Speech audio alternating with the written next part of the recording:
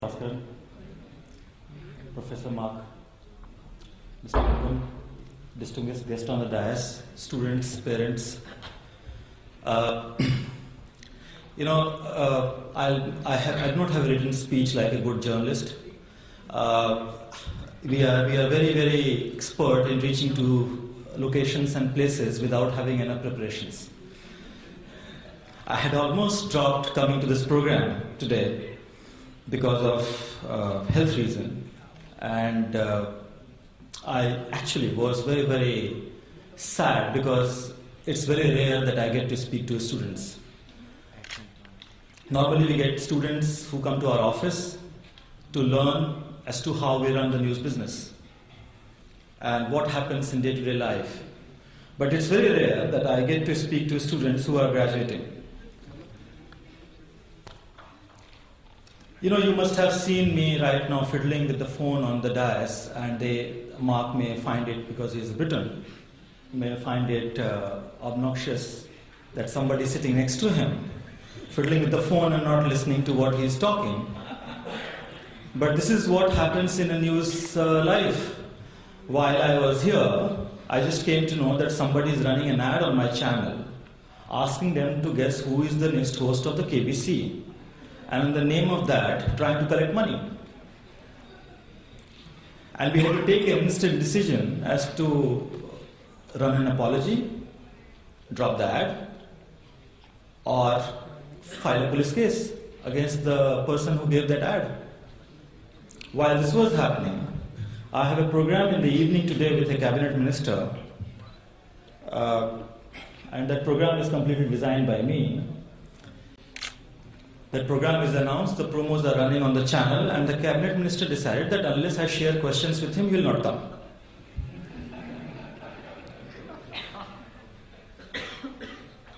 And I was trying to, on the SMS, I was trying to tell my colleague that, please tell him, that we don't even form questions 1 hour before the show.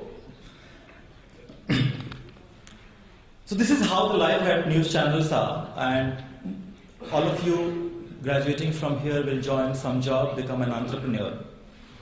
But a few things that I would like to leave you, I have got exactly 10 minutes, and trust me, you won't be able to tolerate more than that. And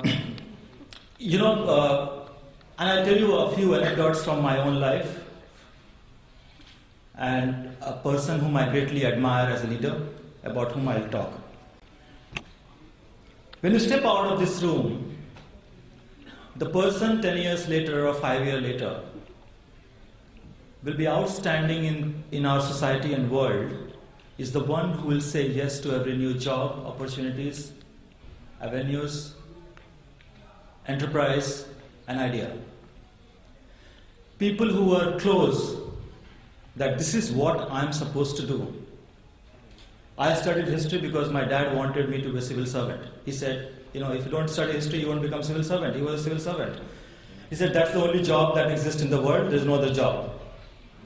And when he realized I'm not going to give even one single examination of civil services, it was a shock of his life. And he said, I will not pay you to study management, which I wanted to. So go and find your way. It is extremely difficult to make difficult choices. And when you step out of this room, in the outside real world, as Professor Mark has said, it's extremely important that you choose those difficult choices. You opt for one. I'll give you an example of a person whom I worked under for good about 8 years. He's currently the CEO of Star India Limited, controls about 8,000 crore of business. It was famous about him that he never lasted in his job more than 1.5 years. Because the kind of thing that he used to do, it was very difficult for people to tolerate. Often he got sacked because he wanted to report about Ambani's. So one fine day, we had a story against a very big corporate house in India, and we were under tremendous pressure not to run that story. He said, the story will run. The story will play out exactly at 8 a.m. in the morning. And at that time, I'm taking a flight for Chennai. So nobody can approach me, and without me, nobody can drop the story. The story ran for 3 hours, led into question in Parliament, and finally a CBI inquiry and all that. That difficult choice made him move from one organization to another organization. He was the editor of Aaj Tak. He left that job, joined us number 6 channel in the hierarchy called Star News. Nobody would think of. For the same job, working in a number 1 brand, leaving that job, joining as number 6th position. And today he is the Star India CEO, one of the highest paid man in the country and responsible for what you are seeing, the revolutionary content that is happening across news, sports, GC, etc. It's extremely difficult to make those difficult choices, but I'm saying go ahead and make those choices. Second point that I want to talk to you about leadership. You know, it's one of the most abused topic in the world. Most of us are expert of it. And all of us has to say something or the other about it. But the only one thing that I know about leadership is a hegemonic influence over the mind of people. Irrespective of the job or designation that you are at, you can still be the leader. I'm telling you, even when I was executive, I was a small-time writer. The editor used to call me in his room and say that, you know, I really liked your article, or I really liked what you have done today, and you have a bright future. That is leadership. Okay.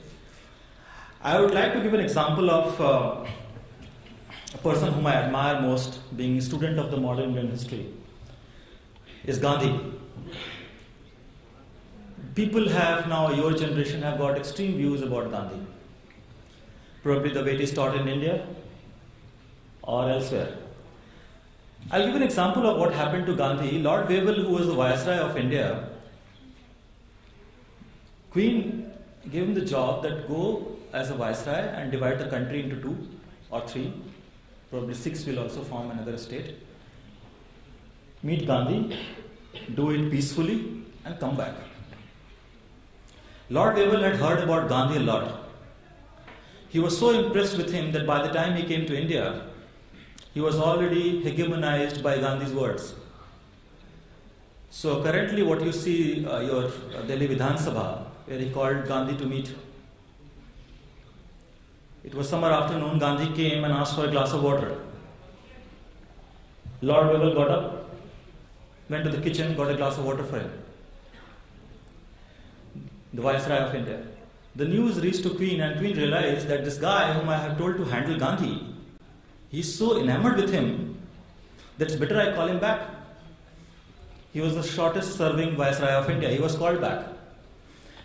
Gandhi was the only leader of our time, including our time today, who controlled masses without having any power on them. And that's the biggest contradiction that a leader can demand or charge. Go ahead in the world, influence your peer, bosses, colleague, industries without having an actual power to do so. That's when you'll become true leader. You know, there is another thing that is biggest casualty in our business, and particularly in a 24/7 news and Twitter era, is patience. Okay, and that is the biggest hindrance today, which actually stops young people to grow. And we were just talking about outside of this room about Romeo and Juliet story. Juliet was on a sleeping pill, and Romeo thought she died, and he committed suicide. Had he waited for a while, he would have got married to Juliet and produced beautiful children. Most of us don't wait for that moment to come and take instant decision. This has happened and it means this. Stay away from that thought. As long as you are patient, perseverance, persuasive, and have a very clear goal in mind, the world is for you. You know, I don't know how many of you come from rural areas of India, but yesterday I was speaking at a conclave in Bombay, and I was astonished to find that the next growth in next 2 years' time is going to come 36,000 crore worth of consumption of just fast-moving consumer goods is going to happen in rural areas. Money, if you want to earn money in life, money comes from where the growth is. The next growth is going to come from rural areas. If you get an opportunity to work and change people's life, do that. Go and work in rural areas for first 2 years of your career. I'm telling you the kind of experience and knowledge that you'll get, you won't get anywhere else. Piyush Pandey, who is a friend of mine and Ad Guru, he tells me that when people pass out from college and ask to make advertisement, they have no idea what the India is. Have you seen that Fevicol ad? That tractor, a lot of people sitting together in a Rajasthan and they are not falling. Well, this is a very usual sight if you travel to rural India. And what a beautiful ad! It won the Golden Lion at Cannes Festival. It is extremely important that you understand what India is today, and you work in the areas where the growth is. Today, WhatsApp has been sold, right? Many of you read that news. I mean, mind-boggling evaluation. Go out and create something unique. If you have ever thought of doing it, your time is now. I'm telling you, 10 years later, it is not. In your age, you can do this. After that, it will never be. More new product or new services that you create or new ideas that you create, that's where the money comes from. Money does not come from doing the run-of-the-mill story. If I show you every day, like other channels, what Prime Minister Manmohan Singh, if he ever spoke and he's speaking, not many people would be interested, right? So, in our channel, when we work, we created a program called Pradhan Mantri. I don't know if any of you watched it. It was the history of India after 1945. And in a narrative, we explained what you don't know. How Narasimha Rao handled the economic boom, more than that, how he handled the Punjab crisis. I think his biggest contribution was that. How Jawaharlal Nehru, if he would have acted right, probably Karachi would have been in India. So it's extremely important that you create something different. That program delivered almost 50 million audience week after week, and it killed the competition. Always think something innovative. And more than that, friends, it's very important that you become a good citizen. Unlike me, come to a convocation on time and come prepared. Follow your law, follow the law of the land, and do something good for yourself, your family, and your people around. Whatever that you do something for people around you.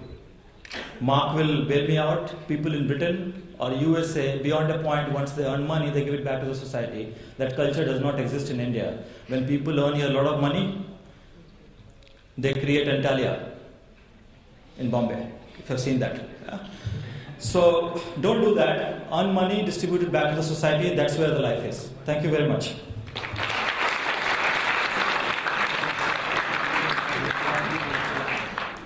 Vice Chancellor, on behalf of